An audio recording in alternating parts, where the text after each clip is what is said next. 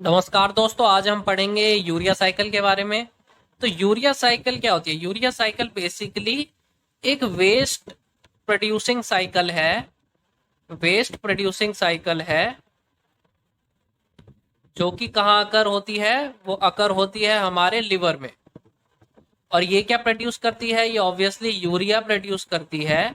Urea जो कि एक नॉन टॉक्सिक वेस्ट होता है, जो कि हमारी किडनी से सिक्रीट होता ये सिक्रीट किडनी से है, पर प्रोड्यूस कहाँ पे होता है? वो होता है लिवर में।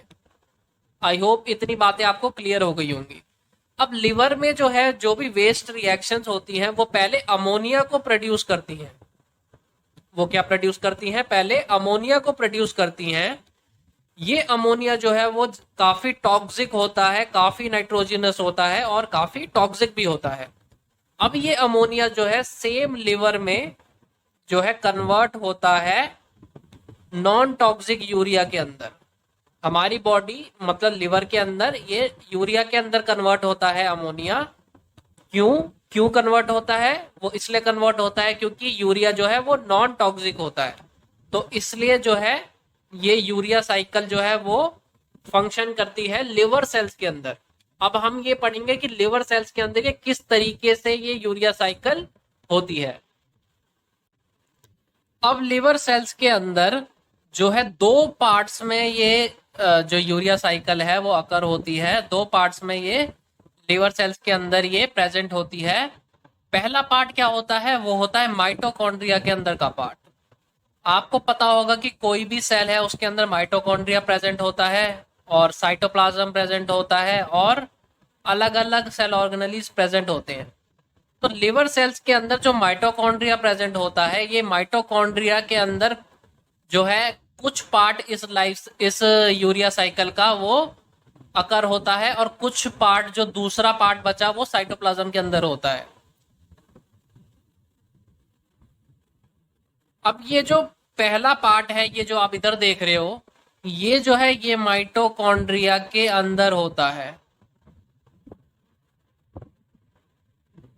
और बाकी ये पूरा पार्ट जो है, ये जो है ये पूरा पार्ट जो मैंने पूरा सर्कल से कवर कर दिया है, ये पार्ट जो है वो साइटोप्लाज्म के अंदर होता है।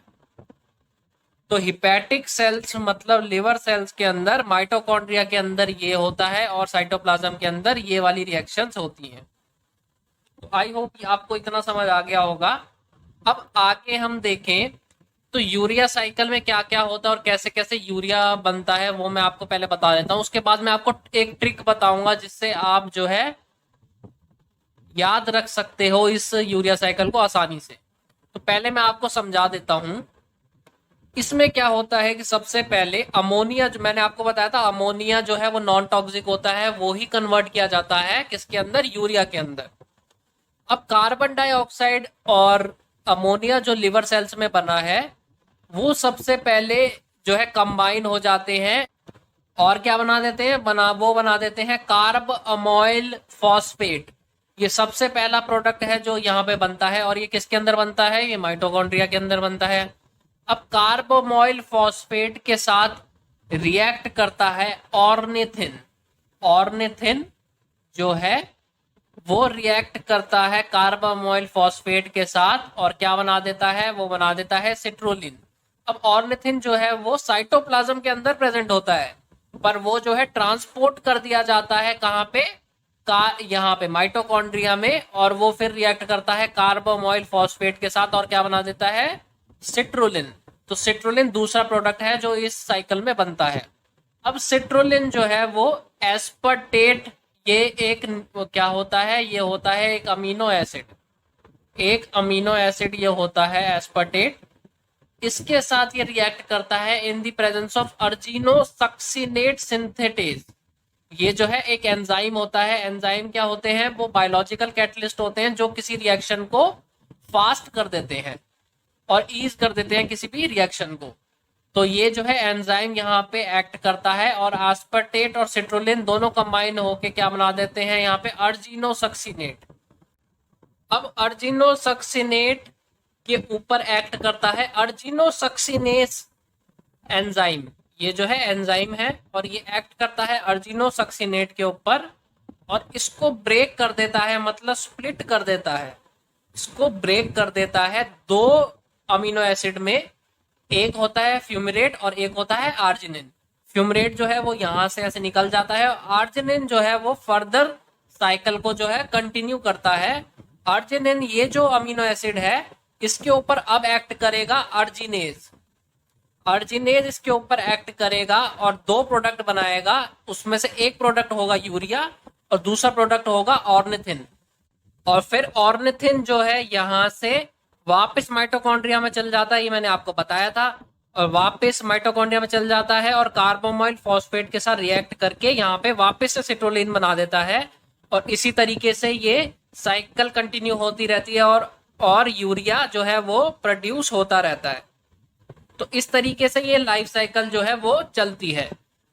अब मैं आपको बताऊंगा ट्रिक, ताकि आप जो है ये सारे जो इसमें प्रोडक्ट्स और बाय प्रोडक्ट्स बने हैं उनको आप याद रख पाएंगे।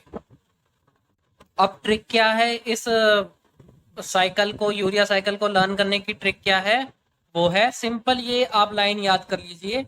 Orange Cola, orange Cola, coffee, alcohol of Argentina for aggressive urine. अब इससे ये सारे प्रोडक्ट्स कैसे बन जाएंगे ये मैं आपको बताता हूं। ऑरेंज से क्या बनेगा, ओ ऑरेंज से बन जाएगा ऑर्निथिन। तो ऑर्निथिन से हम जो है यहां से शुरू करते हैं, ऑर्निथिन, और फिर कोला, सी फॉर जो कोला है वो क्या होगा, वो होगा कार्बोमाइल फॉस्फेट। ऑरेंज कोला एक साथ मिलके क्या बनाते हैं, सिट्रुलिन बनाते हैं। तो कॉफी से क्या हो गया, वो हो गया सिट्रुलिन। और एल्कोहल से क्या है, एस्पर्टेट। और अर्जेंटीना से क्या है, अर्जिनोसक्सिनेट। और फॉर से क्या है, फ्यूमरेट। एग्रेसिव से क्या है, अर्जिनिन। और यूरिन से क्या है, यूरिया। यूरिन से क्या पता चलता है, यूरिया का इसमें पता चलता है, क्योंकि ये तो ऑब्वियस ही है, क्योंकि यूरिन में यूरिया ही प्रेजेंट होती है, तो ये तो काफी ऑब्वियस हो गया। तो इस तरीके से आप जो है इसे याद कर सकते हैं। आप ये छोटा सा सेंटेंस याद कर लीजिए और इसी से आप जो है ये बाय प्रोडक्ट्स का पता लगा सकते हैं और फिर आराम से लिख सकते हैं। तो आई होप आपको ये ट्रिक भी पसंद आई होगी और आपको सब समझ आ गया होगा। अगर आपको कुछ भी जो है डिफिकल्टी या कुछ भी आपको समझ नहीं आया तो आप मेरे से कमेंट सेक्शन में वो पूछ सकते हैं।